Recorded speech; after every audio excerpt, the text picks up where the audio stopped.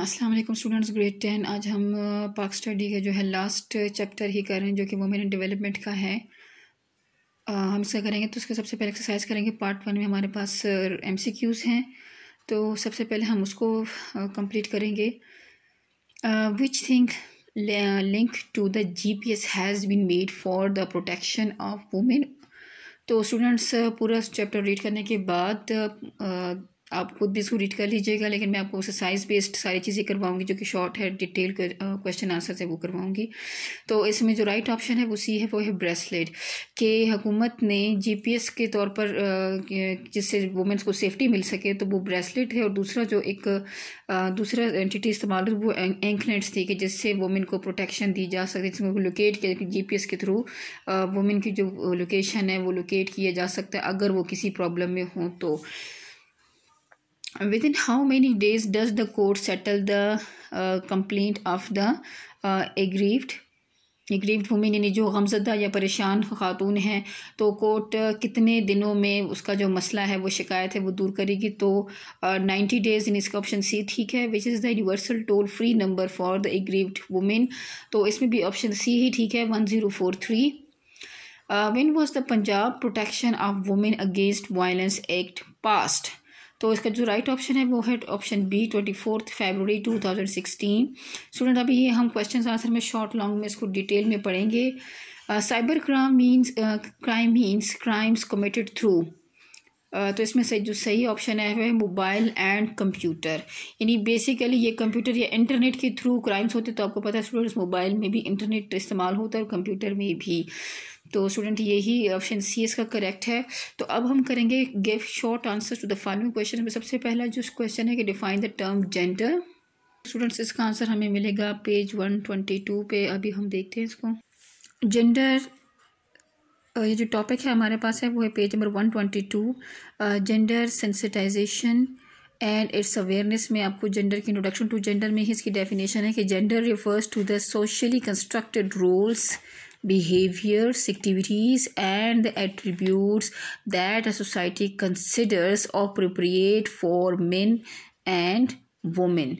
तो स्टूडेंट ये क्या है कि ये वो ये जो सोशली एक्सेप्टेबल रोल हैं कि एज अ के एक आदमी को, यानी as a man as a women क्या क्या ड्यूटीज़ होंगी, किस तरह का हमारा किरदार होगा, क्या हमारी जिम्मेदारियां होंगी, हमें किस तरह की एक्टिविटीज़ में पार्टिसिपेट करना है। तो ये वो चीज़ जेंडर जो है ना वो इंसान को मैन और वुमेन में फ़र्क बताती है, और इस बेस पे हम मैन या वुमेन कहते हैं। स्टूडेंट्स वैसे तो शॉर्ट आंसर का यहाँ तक है, लेकिन थोड़ा सा हम इसको डिस्क्राइब कर लेते हैं, देखते हैं कि इसमें क्या फर्दर डिस्क्रिप्शन दी हुई। Societal norms dictate what a man and a woman can or can't do and to which resources they can get access to, कि एक मर्द क्या कर सकता है और उनको क्या क्या रिसोर्सेज अपने लिए यूज़ कर सकते हैं, यानी उनकी जो पाबंदियां हैं, इजाज़त है, वो दोनों में यानी मर्द और औरत में उसका फ़र्क बताती हैं कि एक औरत की क्या लिमिटेशंस हैं और एक मर्द को कितनी आज़ादी मिल सकती है। तो स्टूडेंट इसको पूरा डिटेल में आप फिर खुद ही अपने पेज पे देख लीजिएगा। बाकी इसका आंसर मैंने आपको बताया था कि जेंडर किसे कहते हैं, और अगर स्टूडेंट ये 3 मार्क्स का आता है तो आप ना सिर्फ इसको डिफाइन करेंगे बल्कि थोड़ा सा इसको एक्सप्लेन भी कर दीजिएगा। Next question is what is meant by the term violence, के वायलेंस ये भी हमारे पास है पेज नंबर 124 पे।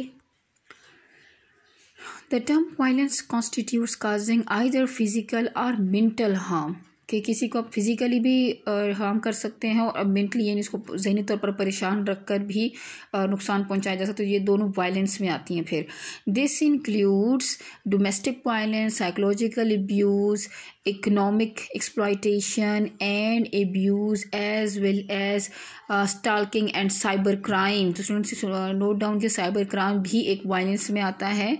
क्राइम और थ्रेट्स, साइबर क्राइम क्या है? Cyber crimes are threats carried out through a computer और the internet.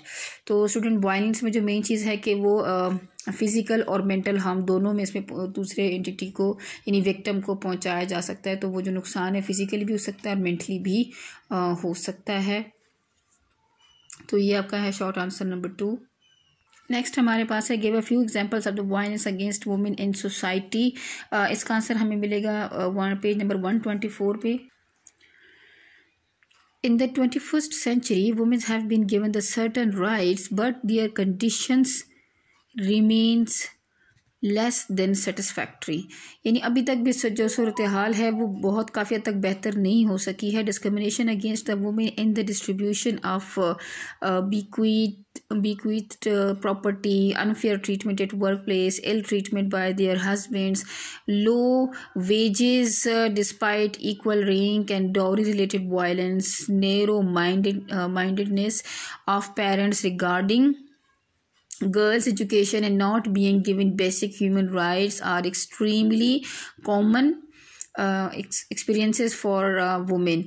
To some extent, laws have been passed to safeguard their rights. However, despite this, their access to the courts of law for the recovery of their rights is extremely restricted. तो students ये आपको कुछ example दी गई कि किस तरह के violence जो है वो वुमेंस पर की जाती हैं और किस हद तक इजाज़त है.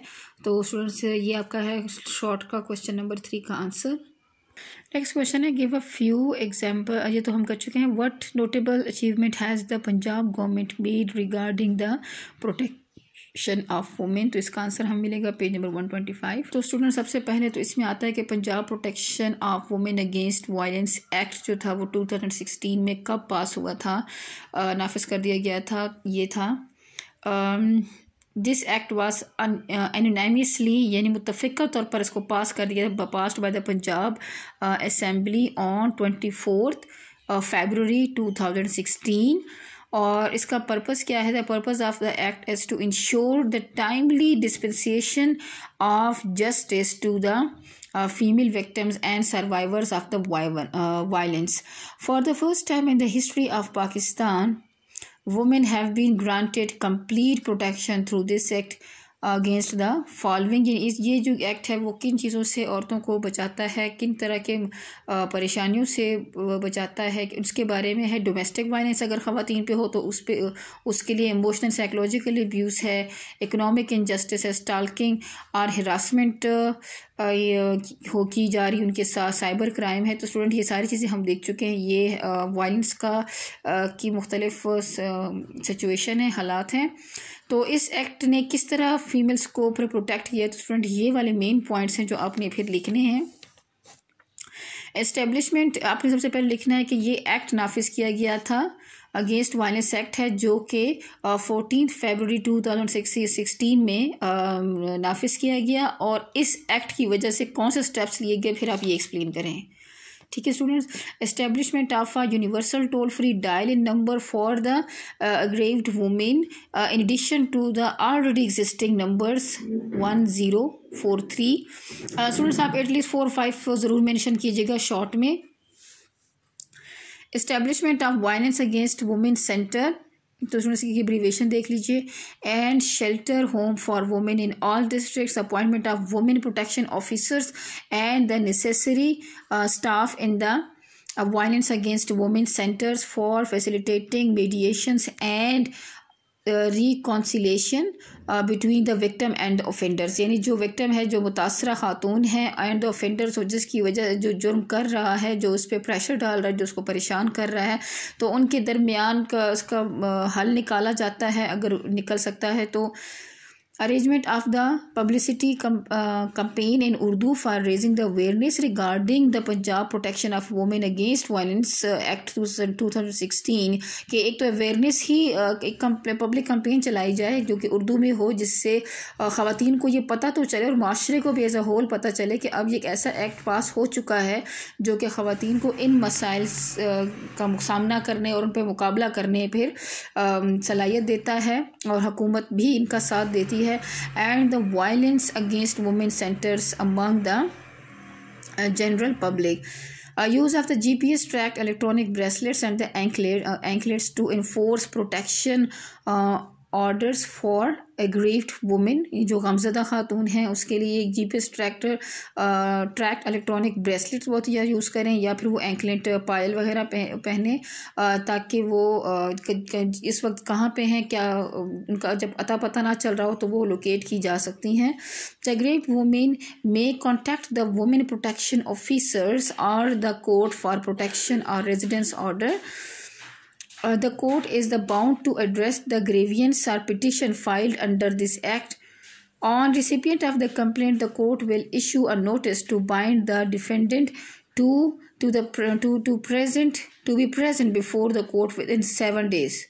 कि 7 दिनों के अंदर अंदर जो डिफेंडेंट है वो प्रेजेंट हो कोर्ट में. The court shell settle the grievance with in the 90 days. जो भी शिकायत है उस परेशान शुदा खातून की तो उसको 90 दिन के अंदर अंदर सेटल करने का कोर्ट कोशिश करती है.